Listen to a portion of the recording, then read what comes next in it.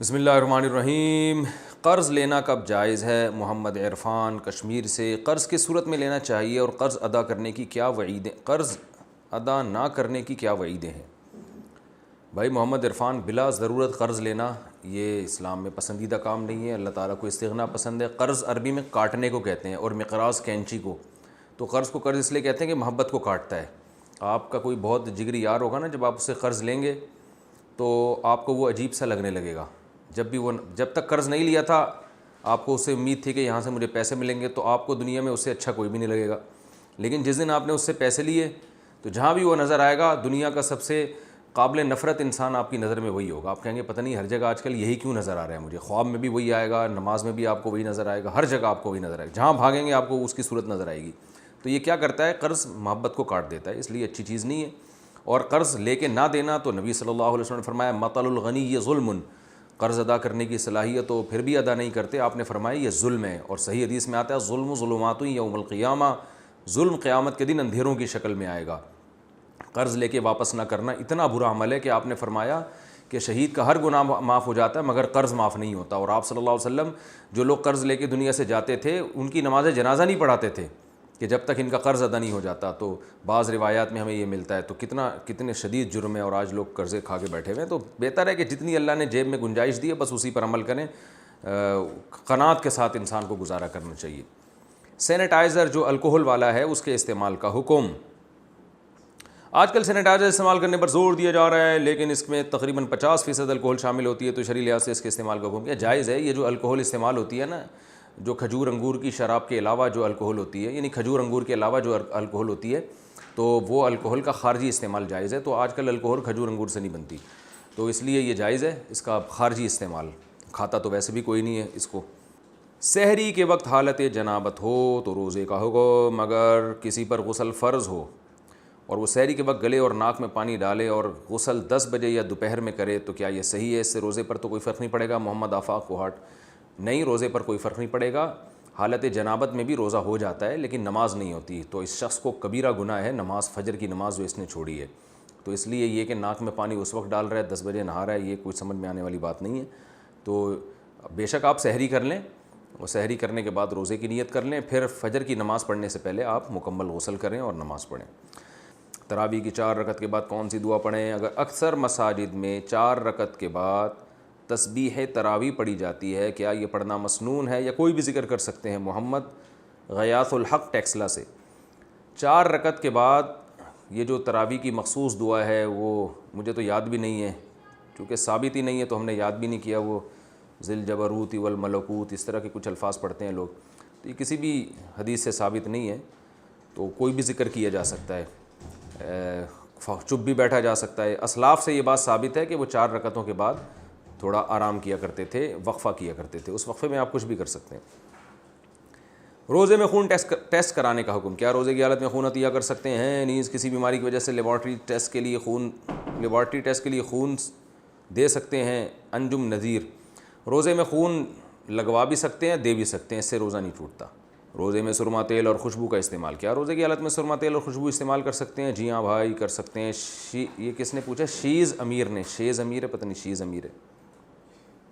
روزے میں مسواک کرنا جائز ہے؟ روزے کی حالت میں مسواک کرنا جائز ہے؟ ساجد خان بنو، جی ہاں روزے کی حالت میں مسواک کر سکتے ہیں، اور روزے کی حالت میں مسواک کے دوران غلطی سے اگر مسواک کا جو ریشہ ہے وہ حلق میں چلا بھی جائے تو بھی روزہ نہیں ٹوٹتا۔ احتیاط کرنی چاہیے، لیکن اگر چلا بھی گیا تو روزہ نہیں ٹوٹتا۔ کیا ٹوتھ پیسٹ کرنے سے روزہ ٹوٹ جاتا ہے؟ طاہر انصاری پیرس سے پوچھتے ہیں ٹوتھ پیسٹ کرنے کی وجہ سے روزہ تو نہیں ٹوٹے گا؟ نہیں ٹوٹے گا، لیکن ٹوتھ پیسٹ کرنا مکروہ ہے کیونکہ اس میں اس بات کا قوی خطرہ ہوتا ہے کہ یہ جھاگ آپ کے جو ہے نا حلق تک پہنچ جائے، اس لیے ٹوتھ پیسٹ نہیں کرنا چاہیے، لیکن روزہ نہیں ٹوٹے گا۔ بیوی صاحب نصاب ہو تو شوہر پر زکوٰۃ فرض ہوگی؟ محمد شاہد دہلی سے۔ میرے پاس صرف 10,000 روپے ہیں جبکہ میری بیوی کے پاس اتنا زیور ہے جو صاحب نصاب کے برابر ہے، تو مجھ پر بھی زکوٰۃ ہوگی یا صرف بیوی پر ہوگی؟ بھائی جان آپ کی بیوی پر زکوٰۃ ہوگی، آپ پر نہیں ہوگی۔ اور بیگم صاحبہ کہتی ہیں میں کہاں سے دوں؟ تو ان سے کہیں کہ پورے سال اپنی جیب خرچی سے جمع کیا کریں، اپنی ذمہ داری پر یہ بات کہیے گا آپ۔ یتیم بچے مالدار ہوں تو زکوٰۃ کا حکم، اگر یتیم بچے صاحب نصاب ہوں تو کیا ان پر زکوٰۃ فرض ہوگی؟ سبطین ستی، بھائی یتیم بچے جو نابالغ ہیں، ظاہر ہے یتیم نابالغ ہی ہوتے ہیں، جو نابالغ بچے ہیں ان پر زکوٰۃ نہیں ہوتی، نہ لڑکی پر نہ لڑکے پر، زکوٰۃ صرف بالغوں پہ فرض ہے، تو چاہے وہ کتنے ہی مالدار ہوں ان پہ زکوٰۃ فرض نہیں ہوتی۔ سیدہ لڑکی نے غیر سید سے شادی کر لی، سدرا ساہیوال، کیا سیدہ لڑکی کا نکاح ولی کی اجازت کے بغیر غیر سید سے جائز ہے یا نہیں؟ اگر ایسی صورت میں ولی نکاح قبول کرنے سے انکار کر دے تو کیا حکم ہے؟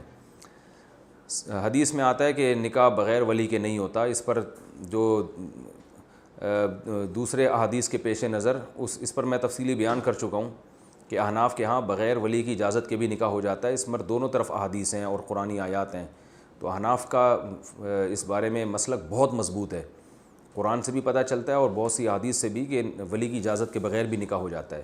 تو یہ جو حدیث ہے کہ نبی نے فرمایا نکاح ولی کی اجازت کے بغیر نہیں ہوتا، تو حنفیہ کے نزدیک یہ حدیث اس صورت میں ہے کہ وہ لڑکی غیر کفو میں نکاح کرے، یعنی اپنے ہم پلہ میں نکاح نہ کرے، اپنے کمتر میں کرے، تو ایسی صورت میں ولی کی اجازت کے بغیر نکاح نہیں ہوتا۔ اس پر تمام دلائل جو ہیں وہ جمع ہو جاتے ہیں، ہر طرح کے دلائل کو سامنے رکھیں گے، سارے دلائل میں تطبیق کی یہ صورت بنتی ہے۔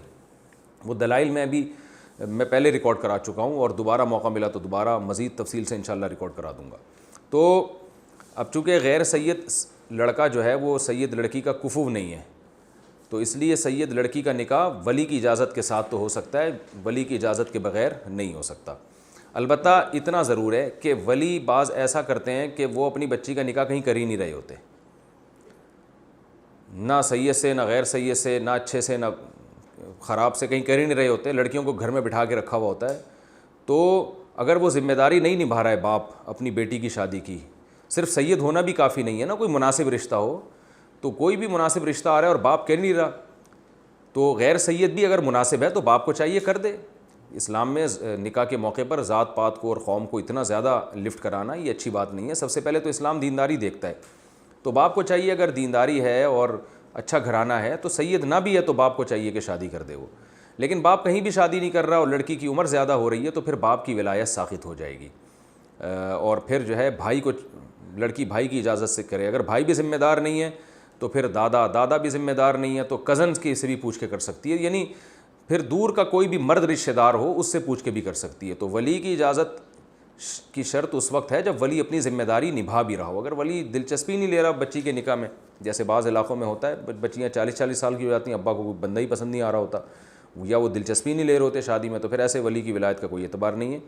تو اس لیے جو ہے اگر یہ غیر سید سے انہوں نے نکاح کیا ہے تو ابا راضی تھے تو بہرحال نکاح ہو گیا، نہیں راضی تھے تو پھر دیکھا جائے گا کہ راضی نہ ہونے کی کوئی معقول وجہ تھی، ابا دلچسپی بیٹی کی شادی میں لے بھی رہے ہیں نہیں لے رہے، اور اگر وہ ذمہ داری نہیں ہے تو پھر کسی بھی قریبی ولی کی اجازت سے نکاح ہو سکتا ہے، اور اگر یہ بھی نہ ہو تو پھر لڑکی کو چاہیے کہ لڑکے اور لڑکی کو چاہیے کہ وہ کورٹ سے پرمیشن لے لیں، اور جب عدالت سے وہ پرمیشن مل جائے گی تو پھر بالاتفاق نکاح ان کا ہو جائے گا۔ لیکن بہرحال لڑکیوں کو اپنے ابا کی اجازت کے بغیر نکاح کرنا یہ اخلاقی لحاظ سے بھی بری حرکت ہے اور شرعی لحاظ سے بھی بری حرکت ہے۔ شدید ضرورت کے بغیر لڑکیوں کو یہ کام ہرگز نہیں کرنا چاہیے، کیونکہ باپ جتنا اپنی بیٹی کے لیے اچھا سوچتا ہے کوئی دوسرا سوچ نہیں سکتا، اور اس کے ہمارے سامنے بہت سارے کیسز آئے ہیں جن لڑکیوں نے اپنے ابا کو بتائے بغیر، بھائیوں کو بتائے بغیر چھپ کے نکاح کیا، وہ بعد میں بہت لڑکے ان سے کھیلتے ہیں، پھر زندگیاں تباہ ہو جاتی ہیں، میرے سامنے بہت زیادہ واقعات ہیں۔ تو ایسی حماقت کرنی نہیں چاہیے جب تک کہ کوئی بہت شدید مجبوری نہ ہو۔